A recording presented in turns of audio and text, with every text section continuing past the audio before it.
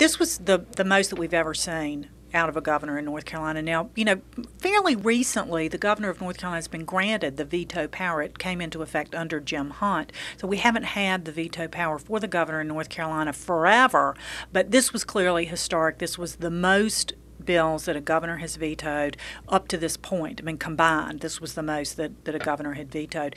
I think the main reason why we've seen this is we had a Democratic governor, and we had, for the first time in 140 years, a Republican General Assembly. So ideologically, just out of the chute, there were some real differences in the way that those two party representatives, if you will, approached the problems and the issues and the bills and the legislation and the direction that they wanted to see the state go in. And the vetoes is a good snapshot of where those differences were. So the exercise of power from both sides of the political aisle there. Right. And something else that's a little bit different in veto power here in North Carolina is the governor does not have a line item veto. She either can veto it or not veto it. And then again, there wasn't a lot of discussion, it seemed to me, between the two.